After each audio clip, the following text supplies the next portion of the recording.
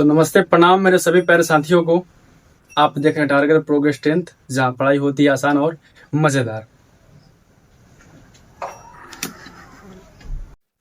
तो आज का सवाल है जंतु में पोषण। आज जानेंगे हम लोग को जंतु में पोषण कैसे कैसे होता है। क्योंकि इस पृथ्वी पर दो प्रकार के जो रहते हैं, एक तो रहते हैं निर्जीव और दूसरा होता है जीव। तो जीव और जंतु वही कहलाता है, ठीक ना। जीव और जंतु वही कहलाता है। निर्जीव होता है और जीव होता है, तो जीव जंतु वही कहलाता है। जीव छोटे छोटे कहलाते हैं और जंतु बड़े बड़े चीज कहलाते हैं, बड़े जानवर कहलाते हैं। तो हेडिंग है आज का जंतु में पोषण। जंतु में पोषण हेडिंग है जंतु में पोषण। हेडिंग सवाल ये कह रहा है कि जंतु में पोषण कितने चरणों में संपन्न होता है। सवाल ये कह रहा है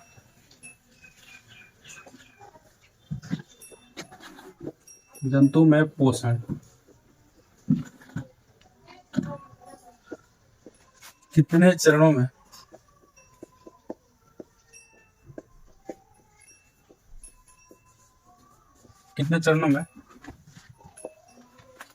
संपन्न होता है। समझिएगा, कह रहा है कि जंतु में पोषण कितने चरणों में संपन्न होता है। तो पोषण की जो क्रिया है, अगर हम देखें कि कोई व्यक्ति खाना खाता है तो खाना खाने के बाद सबसे पहले उसके अंदर क्या होता है, अंतःग्रहण, यानी कि भोजन को वो अंदर किया तो उसको बोलते हैं हम अंतःग्रहण। दूसरा है पाचन, तीसरा है स्वांगीकरण, तीसरा है अवशोषण, चौथा है स्वांगीकरण और पांचवा है बहिष्करण। कि जब कोई जानवर या फिर पौधा या फिर कोई भी जीव जंतु या मानव जब भोजन करता है तो सबसे पहले करता है कहा कि भोजन को ग्रहण करता है, उसको बोलते हैं अंतःग्रहण। दूसरा क्या करता है कि उसके पेट में जाने के बाद तो पाचन होता है, पाचन के बाद उसमें से जो एनर्जी निकलती है उस एनर्जियों का अवशोषण होता है। फिर उसके बाद स्वांगीकरण होता है। उसके बाद पांचवा है बहिष्करण, यानी कि जब भोजन जिसमें से प्रोटीन वगैरह वगैरह जो निकल गया वो कहाँ चला गया, अब तो बेकार हो गया ना, जो भोजन बचा हुआ है तो उसको शरीर से बाहर कर दिया जाता है, पसीने के रास्ते से, पेशाब के रास्ते से या फिर पैखाने के रास्ते से। ये होता है बहिष्करण। ये 5 चरणों में संपन्न किया गया इसको। सबसे पहले इसमें कुछ छोटा सा प्रश्न आंसर इसको लिख लेंगे हम। आंसर क्या है कि पौधे अपने पोषण के लिए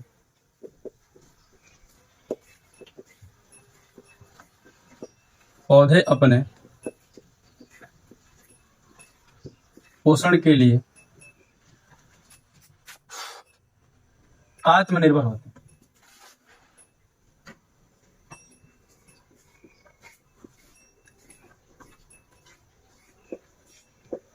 आत्मनिर्भर होते हैं,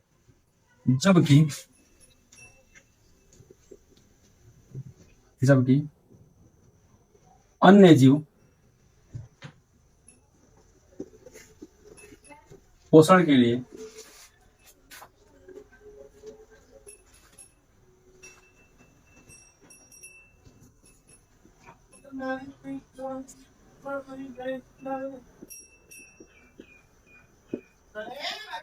पेड़ पौधों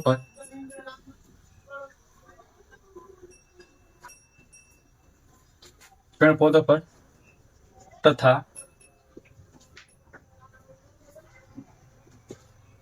जीवों पर, यहाँ पे थोड़ा सा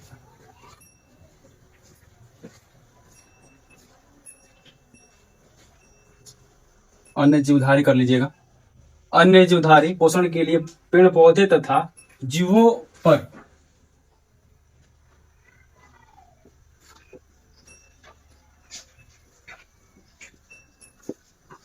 निर्भर रहते हैं।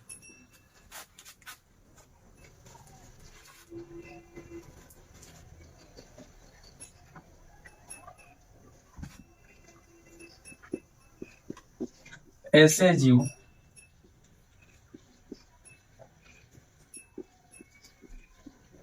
स्वपोषी एवं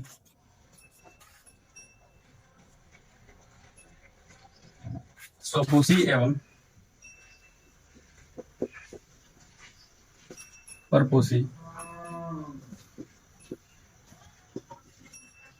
कहलाते हैं। समझिएगा, लिखा क्या है इसमें कि पौधे पौधे अपने पोषण के लिए आत्मनिर्भर होते हैं। कोई भी पेड़ पौधा जो होता है, छोटा हो या फिर बड़ा पौधा हो, वो अपने भोजन के लिए खुद पे निर्भर होता है। ये किसी पे आश्रित नहीं होता है कि कोई ला के देगा हमें, फिर कोई बना के देगा हमें तो हम भोजन कर पाएंगे।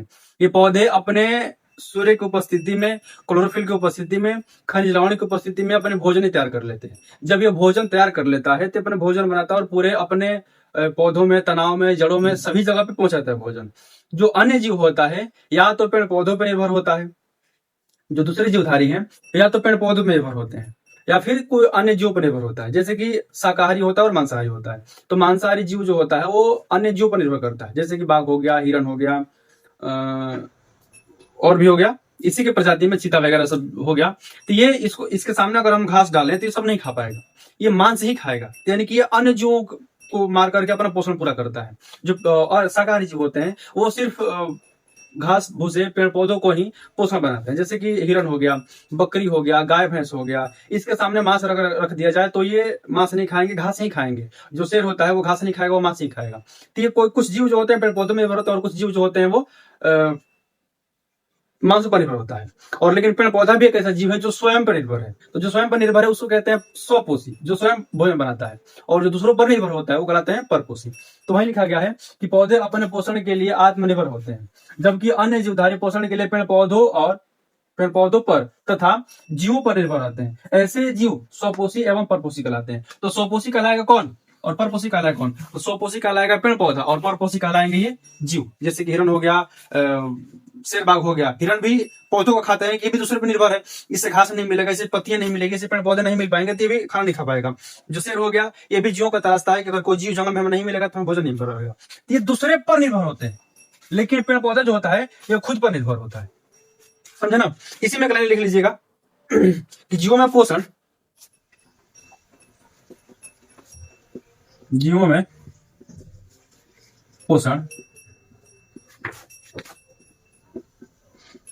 कई चरणों में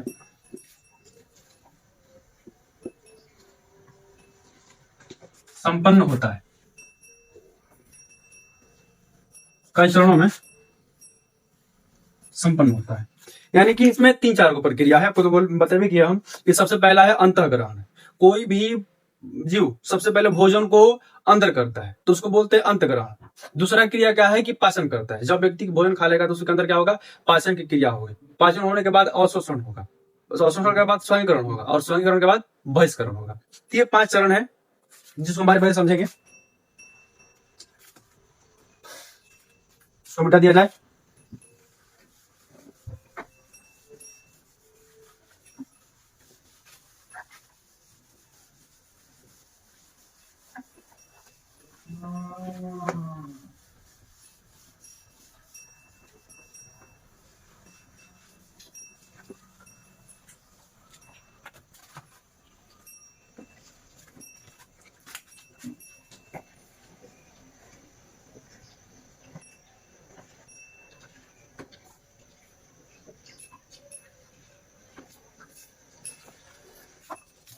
अंतग्रहण के अंतःग्रहण, अंतग्रहण, अंतग्रहण। इसमें क्या है कि जंतु के द्वारा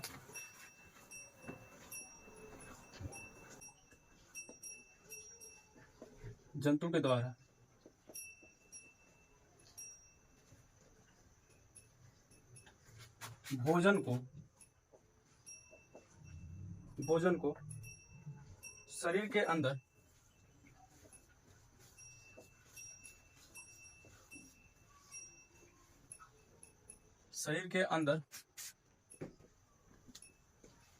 ग्रहण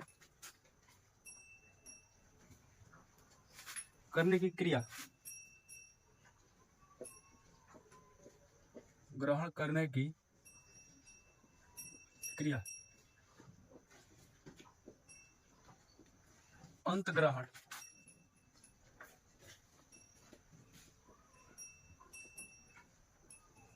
कहलाती है। दूसरा है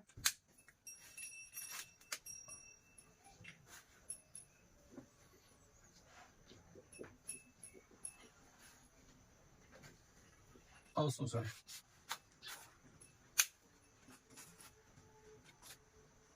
नहीं, पाचन है दूसरा।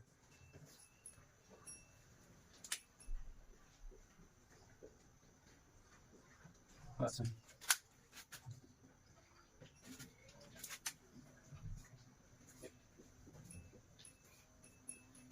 शरीर के अंदर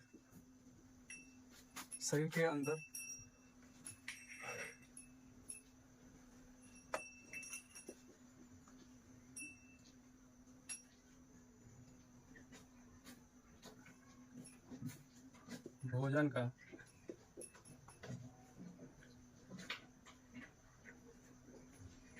सरल अणुओं में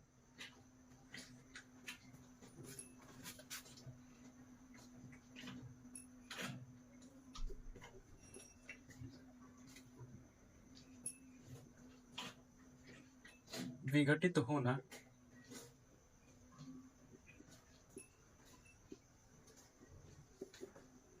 पाचन कहलाता है। तीसरा है अवशोषण।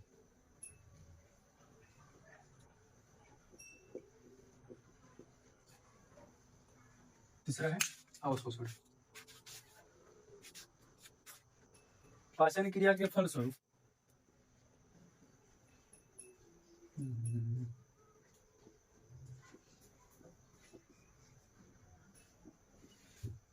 पाचन क्रिया के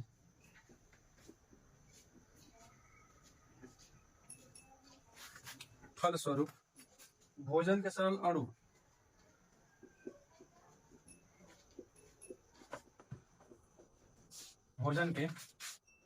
अणु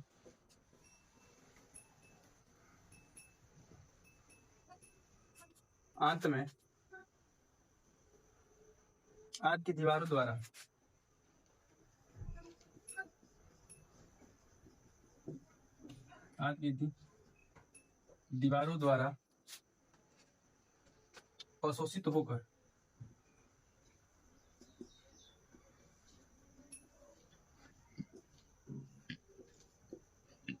अवशोषित होकर खून में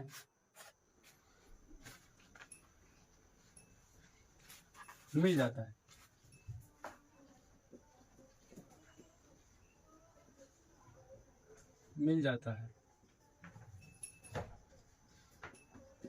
जिसे अवशोषण कहते हैं।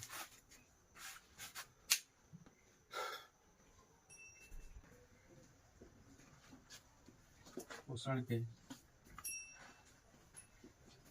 जिस चरण में ऊर्जा का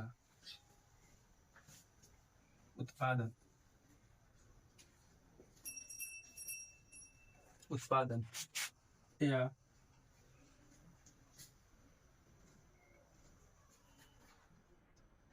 जीवद्रव्य का निर्माण होता है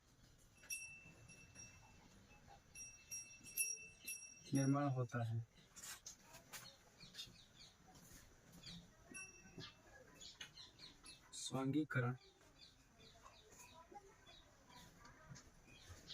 कहलाता है। पांचवा है और लास्ट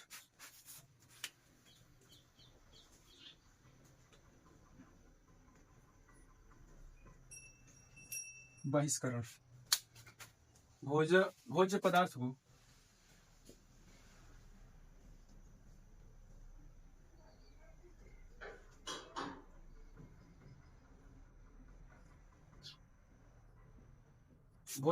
को मलमूत्र के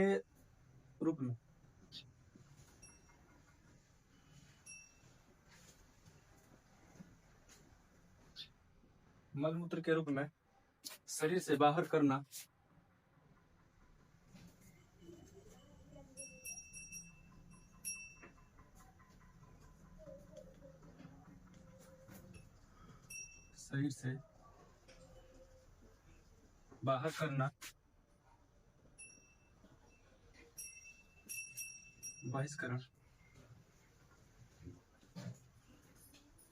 बहिष्करण कहलाता है।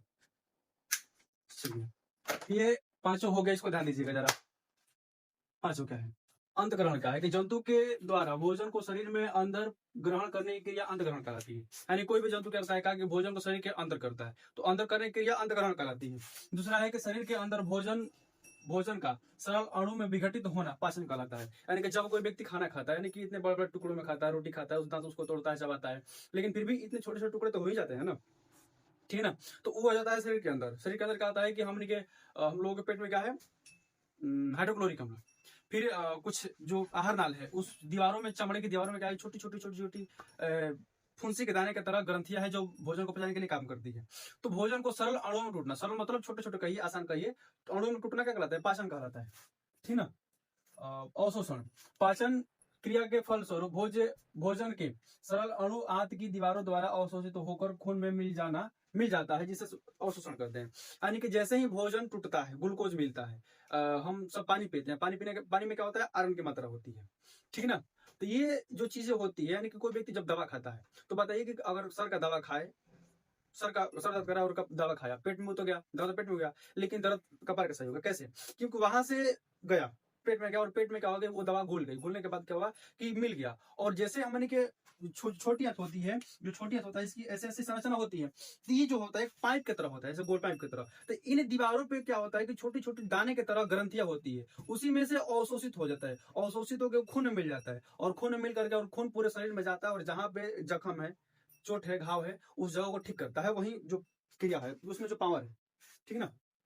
अवशोषण हो गया। स्वानिकरण करेगा कि पोषण के जिस चरण में ऊर्जा का उत्पादन या जीव द्रव्य का निर्माण होता है, स्वानिकरण कराता है। यानी कि ऊर्जा का उत्पादन, पोषण के जिस चरण में ऊर्जा का उत्पादन होता है, जब व्यक्ति भोजन करता है, खाना खाता है, तो उसे एनर्जी मिलती है। तो एनर्जी मिलने की जो प्रक्रिया है, उत्पादन क्या कराती है? स्वानिकरण कराती है, या जीव द्रव्य का निर्माण होता है, ठीक ना।